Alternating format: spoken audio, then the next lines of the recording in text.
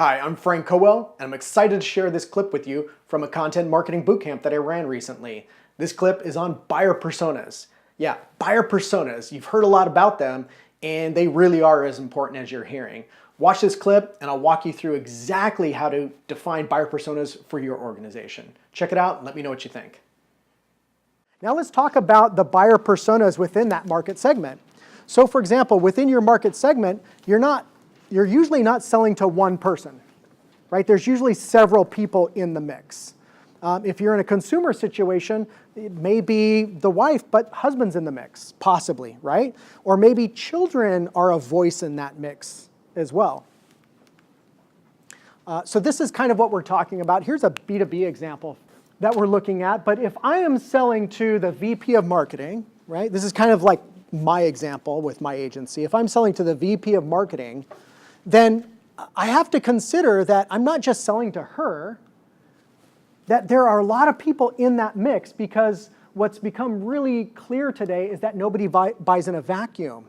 In fact, a recent report by Serious Decisions found that within the last 5 years, buying cycles have increased 22% in length. That's huge. If you're in sales, you don't want to hear that. You don't want to hear that buying cycles have increased by 22%. The reason being is people are doing more cohort buying. They're buying as a collaborative group because nobody wants to make the decision anymore today, right? So there's pros and cons of that. The pros are you're getting more people in the mix, you're getting more buy-in, but the con of that is we're just taking too much time and we're doing this group decision-making stuff. And so again, pros and cons, but we have to deal with it. As content marketers, we have to understand that, yes, I will be targeting the VP of marketing, but I have to understand how the VP of sales influences her and vice versa. I have to understand where she sits in that mix. By the way, the president wants answers. They want to know those goals and objectives. That's why we define that, guys. Because when you go back to your organizations, presidents, CEOs, CFOs, they want to know those things, right? But you have other people in the mix as well. So you have to understand who's in the cohort. So that's what we want to define for you guys right now. I want you to list all the people that are involved in that buying mix, whether they just give input or they provide influence, or they're a decision maker, or they're the final say, or they're the check writer, whoever's in that mix. I want you to define all those people. So what's their typical job title? VP of marketing, what's their role? They guide the marketing and make high-level decisions about direction and budget, right? That might be how I would describe their role. When you list their hot buttons or their buzzwords, they're like, what are the things that they really care about? What are the things that really resonate with them? So if we talk about the VP of marketing, it might be something like leads, conversion. If you talk to the president, it might be growth, differentiation, revenue. Those are the hot buttons. Those are the things that are forefront on their mind. Talk to the marketing director, marketing automation, landing pages, content marketing. You see how the conversation changes with each person? So those are the buzzwords. Those are the hot buttons for each individual. Dan, do you have any other thoughts on buyer personas and the cohort, so to speak? It's really, we want to make sure we're clearly defining like this sort of semi-fictitious person and exactly everything that they care about, because then that's going to drive back to Frank's point, like content both creation and promotion. Like, where do they consume content? What types of questions? Like, do they read blogs? Do they read social? Do they consume email? What types of content do they consume? If we don't really understand who these people are on sort of like a fictitious level, we're never going to be able to create the content once we start actually building the campaign. One thing to note also is like this can change over time. So like I always go back to HubSpot examples just because that's what I know. I've been there for 4 years. Like when I first started, we had this internal battle. Like, do we target this person called Owner Ollie that was like a owner of a 1 to 10 person company that didn't have time to do their own marketing, or do we target this person called Marketing Mary, who's like a marketing director at a 10 to 200 employee company, B2B, they need leads. And initially we started out targeting this owner Ollie. We understood like over time as our product evolved, we kind of shifted into this Marketing Mary persona, and now all of our both marketing decisions, but then also sales, product, retention. Like this can go beyond just the marketing decisions. It can also go on to just like general like company, where is everyone driving towards? So all of our like product, sales, marketing, services, everything is driving towards our primary persona, which is this marketing Mary. Yeah, good point. Good point. And you'll notice even a company like HubSpot, they focus in on just a few very narrow buyer personas. And so even though we're today defining this cohort, what you're going to do next is we're going to focus in on one, right? We're just going to focus in on one. And I will tell you, you can get a lot of traction and go really far by getting very narrow. So this stuff doesn't have to be overwhelming, and you don't have to say, wow, how am I going to produce content for all 5, 6 of these people? And oh, by the way, this is one market segment, right? You can focus on one and do a great job with one persona. And again, a company as big as HubSpot, Marketing Mary, I know, is one of their main personas they go after, even though Marketing Mary has other personas in that cohort that get involved.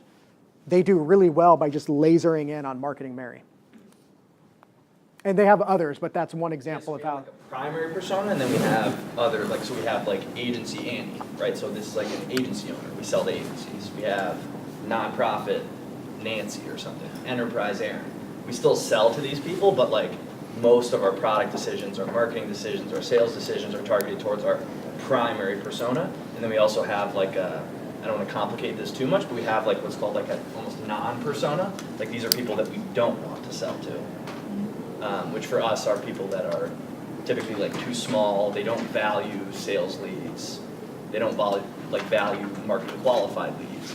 So we kind of define like what do we really want and what do we not want as well, which I think is important. It is. It's not part of our track over today and tomorrow, but I would encourage you to, after today, define a negative persona.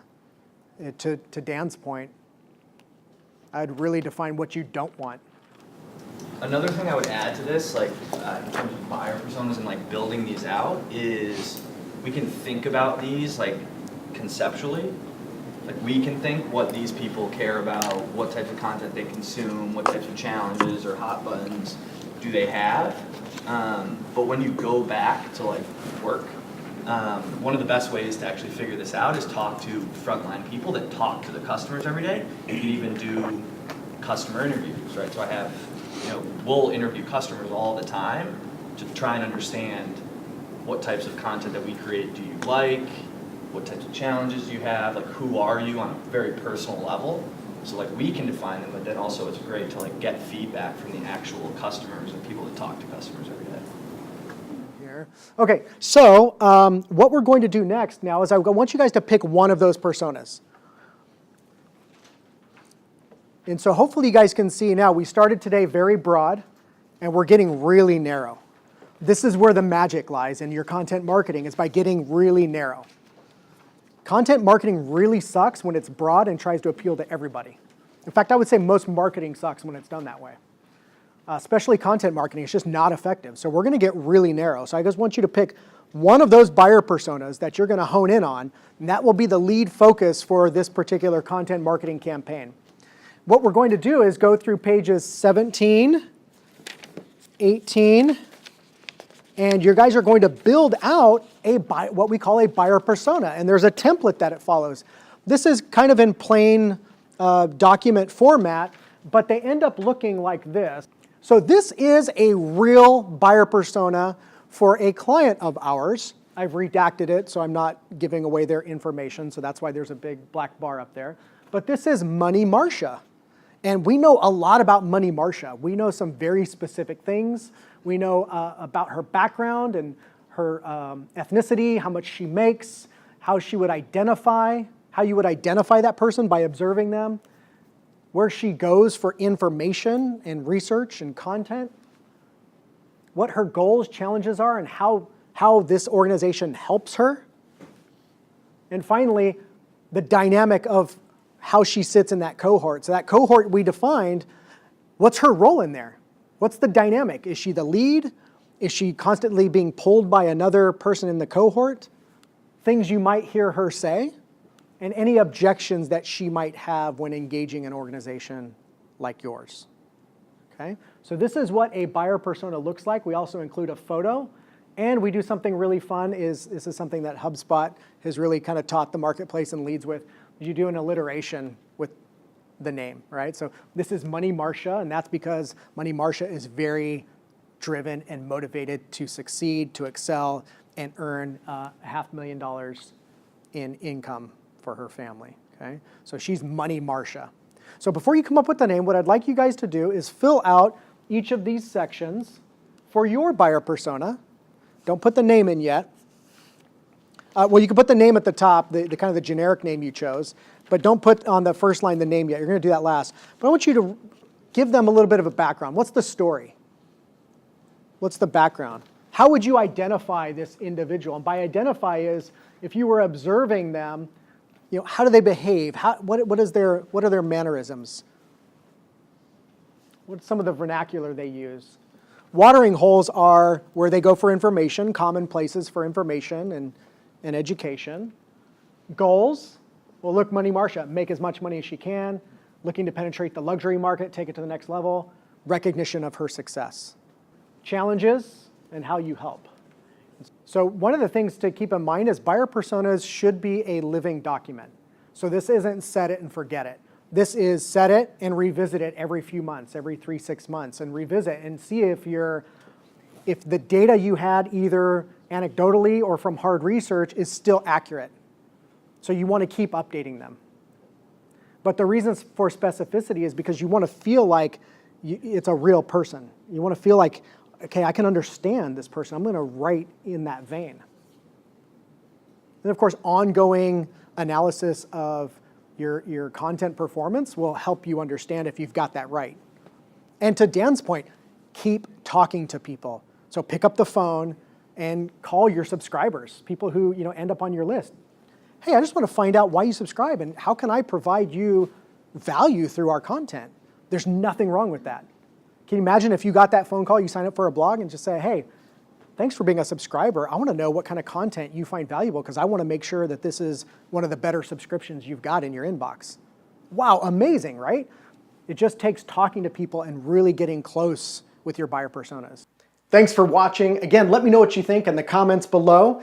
And also in the description, we have a link to some free resources based on this Content Marketing Bootcamp that we ran. So if you want to learn more and get access to those assets that we delivered in the Content Marketing Bootcamp, go to the link below, fill out the form, and we'll send it off to you. Thanks again.